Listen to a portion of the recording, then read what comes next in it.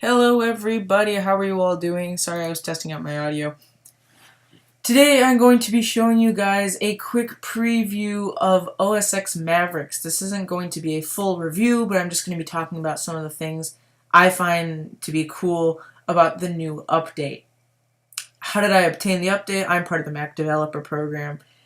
Link in the description below to the website for developers, developer.apple.com.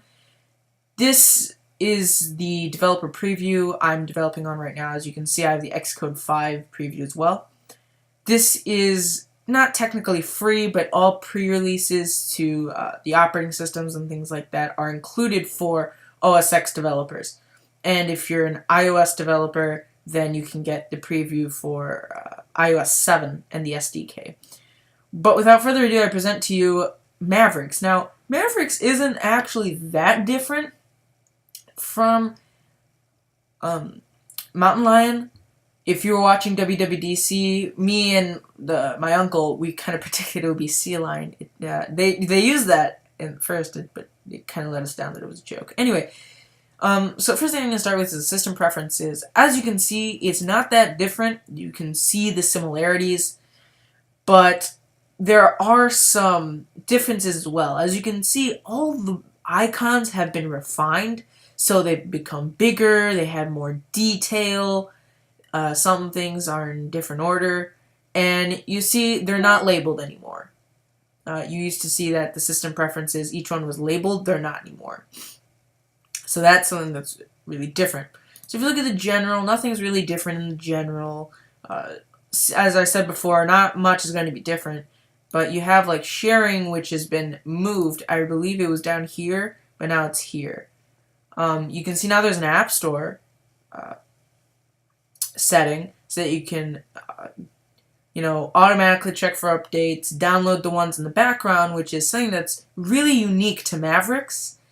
You can now automatically have the computer download the updates without you saying, no, go ahead, download it. So that's really cool. And install the app updates, which I'm actually going to check right now. And you can check it manually, but they'll check for you. They've also refined the iCloud icon, so instead of being gray, maybe a steel color, now it's a blue color with a white cloud. Makes it more realistic. As you can see, there's all this cool stuff. And iCloud keychain, which stores every password, username, credit card number, and it can even suggest really, really long passwords. And when you're on your Mac, you don't even have to remember it. If you click on, let's say you want a password for your Apple ID. If you click on it, it'll automatically suggest, and it'll make passwords so that they're really long and hard to encrypt, or decrypt, sorry. So it's really useful for people who want something secure and safe, especially for those bank accounts so that no one can steal your identity, things like that. They have a section for internet accounts. It's really cool because you can store everything from iCloud to Vimeo. It's kind of weird they don't have a YouTube right here, but Flickr. Who even uses Flickr? Who even uses AOL? Okay, that's my question. Who uses that? Or Microsoft Exchange? But you can even add other accounts, as it says right here.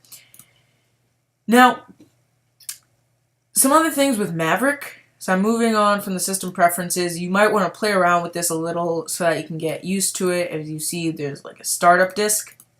So, that's really new. If you have other disks that you can use, you can select that so that your computer starts up with that one instead of the regular Macintosh HD disk. Now, let's move on and go to some other features. You can see it now has the Maps application. Maps is really cool, and it's basically the one we have on our iPhone, but it's just a tad cooler. Now, as you see what I'm doing right now, I am just kind of rotating it. Now, if I wanted to get a 3D, that's, Now, I can't get really 3D-ish, but it's going to be a little difficult. I don't know how to do flyover yet. That's kind of something I've been working on. But say you have directions from your house to, let's say, somewhere in the country where you just really don't know where it is and you need the directions, but you can't memorize them and you're not going to print them out. This isn't MapQuest. You can go right here, and if you've synced your phone with the computer, it'll say send to whoever or whatever's iPhone. And you can send the directions there and look at it off your iPhone. And if you have a car where you can like sync your phone with it and you can like pull up things from your phone, I think you can pull up your map too. So that's really cool. And say you have a landmark. So I don't know, let's find an IKEA. I don't know, let's find the closest IKEA to this house. You can click on it, click on the eye, and all the information about it will come up. You can see how it is on Yelp. You see the hours, how many miles it is from you, the reviews, some photos, which of course it's all IKEA photos. I mean, who's never been to an IKEA? You can add it to your contacts, which is kind of weird. I don't know why you'd want to add IKEA to your contacts, but if you work there, you would. You can add it to your bookmarks, get directions for it, and report a problem with maybe some of the information. And again, you can add this to your iPhone. We haven't currently synced the iPhone yet, but if you have, it will say, oh, you want to send that to your iPhone? Okay, we'll do that.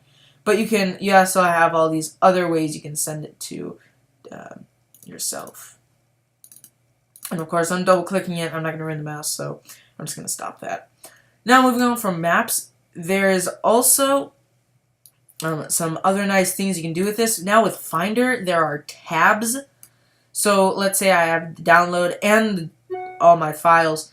As you see now, there are tabs, and you can add tabs. So this makes viewing Finder much easier. So you don't have to have multiple Finder windows. You can have one Finder window open. Now, if you watch WWDC, they pointed out that you can now make it full screen without worrying about, oh, I need to see that other Finder window. So that's really cool. And there's now tagging too. So let's say you tag something with, I tagged this Apple Hurricane wallpaper, if you look at it. It's cool. With the red tag. That way, anything I tag with the red tag will show up here. Same thing with the orange tags. Yellow, green, blue. You can display all your tags and look at it like this.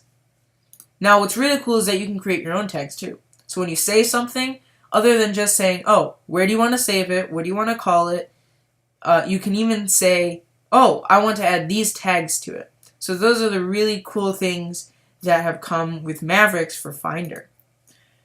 Now, there's another thing that I find to be really cool, but it's not going to be handy to some people.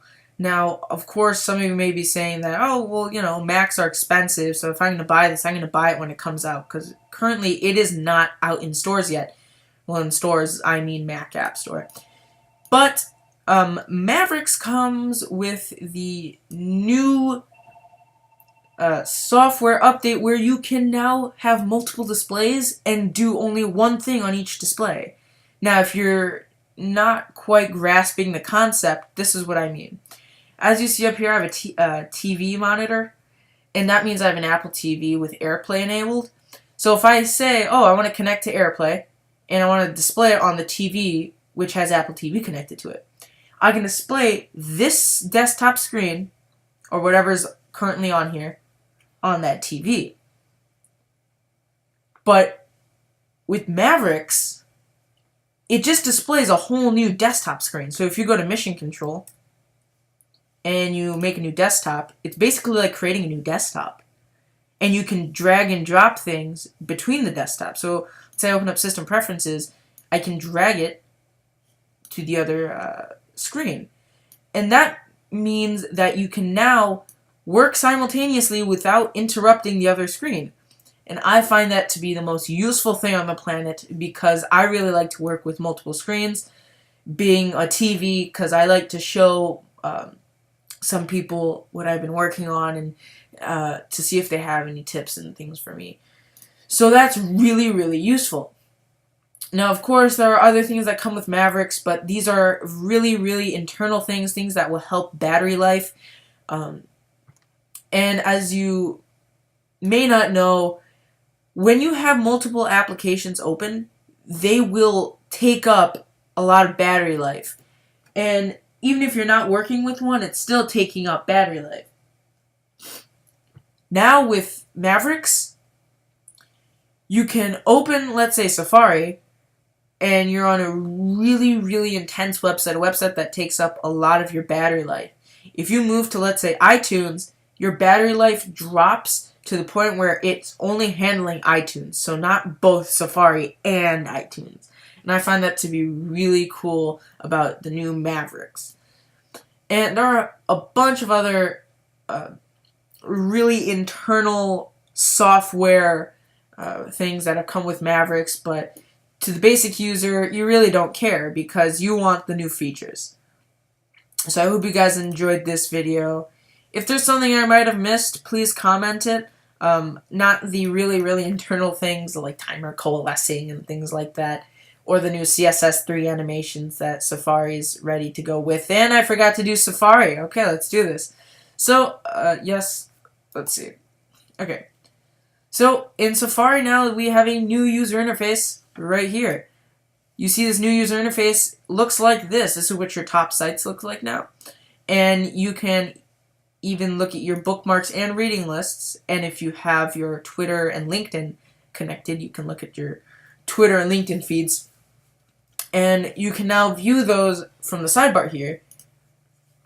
And you can look at your top sites, which I find to be the coolest thing ever because, you know, sometimes you just want to look at your bookmarks from the sidebar, not from here, and I don't even like using that drop-down menu. So now you can just do it like this. And if you want to access it and you don't want to access it, you just use this. And that really has no use anymore.